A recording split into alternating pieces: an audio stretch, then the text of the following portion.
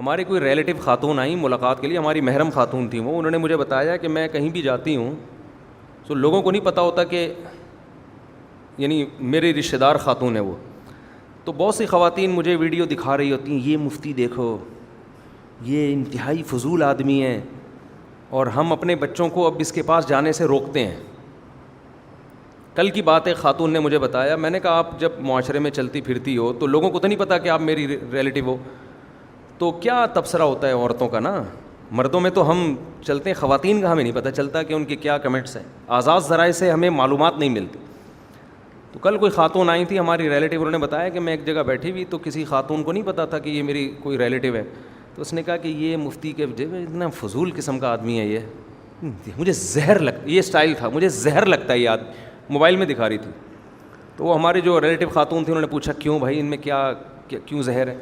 کب میں اپنے بچوں کو روکتی ہوں ان کے پاس جانے سے. بچے جاتے ہیں اور شادی کر رہے ہوتے ہیں, آ کے کیا کر رہے ہوتے ہیں, شادی خراب ہو رہے ہیں بچے. تو ایسی تمام لیڈیز کو جن کو میں زہر لگتا ہوں اور ان کا خیال یہ ہے کہ میں ان کے بچوں کو برباد کر رہا ہوں. ایک چھوٹی سی بات عرض کر کے میں اپنے اصل ٹاپک کی طرف آتا ہوں.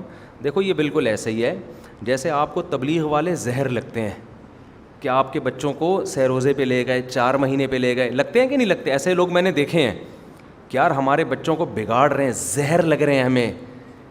لیکن جب آپ کا بچہ چرسیوں میں بیٹھے گا نا اور بگڑے گا, لڑکیوں کا پیچھا کرے گا بائکوں میں, پھر آپ کو تبلیغ والوں کے علاوہ آپ کے پاس کوئی آپشن نہیں ہوگا. ہمارے فیصل آباد میں ایک دوست ہیں, تبلیغ میں بڑا وقت لگا, بڑے تاجر ہیں. میں نے کہا یار یہاں تبلیغ کی مخالفت کتنی ہے؟ انہوں نے کہا بعض سب تو اہل حدیث ایسا نہیں کرتے, بعض اہل حدیث بہت مخالف ہیں تبلیغ کے. میں نے کہا پھر کیا کہہ رہے ہیں؟ لیکن جب ان کے اپنے بچے بگڑتے ہیں نا تو ہمارے پاس ہی لے کر آتے ہیں اس کو سہ روزے کی جماعت میں. ان کو پتہ ہے انسان کا بچہ بنانے کا ہمارے پاس اس کے علاوہ کوئی آپشن ہے نہیں. تو بگڑے ہوئے کو سب سمجھ میں آ جاتا ہے کہ بھئی اب یہی ہے جماعت. اللہ یہ کہ کسی بزرگ کے پاس لے جائیں تو بزرگ کو بھی نفی کر دیا آپ نے, بزرگ مارکیٹ میں سے ایسے شارٹ کیا آپ نے کہ سارے ہی بزرگ غلط. تو 2 ہی آپشن ہے میرے بھائی, کسی کو انسان کا بچہ بنانے کے لیے یا تو کسی بزرگ کے پاس لے جاؤ, حضرت آپ اس کو اپنی خدمت میں رکھیں, جیسے آپ کے اخلاق ہیں ویسے اس کو سکھائیں, اس کو اللہ اللہ سکھائیں, یہی ہے نا. یا کون سا آپشن ہے؟ تبلیغ کا آپشن ہے. تو اسی طرح جو خواتین جن کو میں زہر لگتا ہوں نا بہت زیادہ کہ ہمارے بچوں کو بگاڑ رہا ہے, جب تمہارا بچہ اللہ نہ کرے بگڑے گا نا, دیر سے شادی ہونے کی وجہ سے بچے بگڑتے ہیں, یہ سمجھ لینا. یہ پرانا زمانہ نہیں ہے کہ 40 سال میں شادی ہو رہی ہے تو عفت اور پاک دامنی کے ساتھ شرمیلے دولہا نے زندگی گزاری. دولہا کتنے شرمیلے ہوتے تھے, ہمیں یاد ہے ونس اپون اے ٹائم. جتنی شرمیلی دلہن ہوتی تھی اس کے تھوڑا سا فرق ہوتا تھا بس دولہا میں. دولہا کی زندگی ساری زندگی نظریں جھکا کے گزاری, کو ایجوکیشن سسٹم نہیں تھا. جس دن شادی ہوتی تھی دولہا کے ایک وقار, چہرے پہ نور, چہرے سے ہلکا سا جھانک رہا ہوتا تھا. ہمیں تو بچپن میں ہم دولہے کو دیکھتے تھے, ہم کہتے دم گھڑ جائے گا اس کا, ہٹاؤ یار سامنے سے, یہ سانس لینے دو اس کو. شرم میں بیٹھا ہے, سانس نہیں آ رہا, نظر نہیں آ رہا, مگر اتنا نہیں کہ وہ گھونگٹ اٹھا کے, وہ کیا کہتے ہیں سوری, صحرا اٹھا کے دیکھ لے. وہ بھی گھونگٹ کی طرح ہی تھا وہ. اور ایک رومال رکھا ہوتا تھا دولہے نے, ایک رومال ہوتا تھا تکون سا, اس سے یوں یوں یوں کر رہا ہوتا تھا بیٹھ کے. سرسوں کا تیل سر میں لگا ہوا ہوتا تھا اس کے.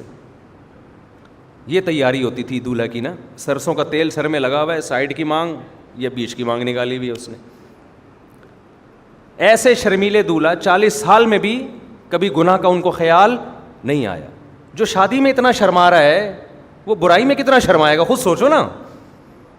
اب وہ زمانہ گیا جن خواتین کو میں زہر لگتا ہوں ان کو میں یہ عرض کر رہا ہوں کہ وہ زمانہ ونس اپون اے ٹائم ختم. اب آپ نے اپنے بچے کو نہیں بگاڑا نا میرے بیانات سنوا کے, جس کو آپ بگڑنا کہہ رہی ہو وہ ایسا بگڑے گا. میرے پاس کیسز ہیں, ماں باپ آ رہے ہیں کہ ہم اپنے بیٹے سے کہہ رہے ہیں کم بخت شادی کر لے, انسان کا بچہ بن جا, لیکن لڑکے کو اب لڑکیوں کا ایسا چسکا لگا ہے اب وہ شادی کی ٹینشن لینے کے لیے تیار نہیں ہے. سمجھ میں آ رہی ہے بات کہ نہیں آ رہی؟ تو میں خواتین سے کہتا ہوں اپنے بچوں کو ہمارے پاس بھیج کے بگاڑ لو. خدا کی قسم یہ بگڑنا اچھا ہے اس بگڑنے سے جب وہ خود بگڑے گا. پھر ایسا بگڑے گا کنٹرول میں نہیں, ابھی بگاڑ لو. مرکز دین و ایمان، مرکز دین و ایمان، مرکز دین و ایمان، مرکز دین و ایمان.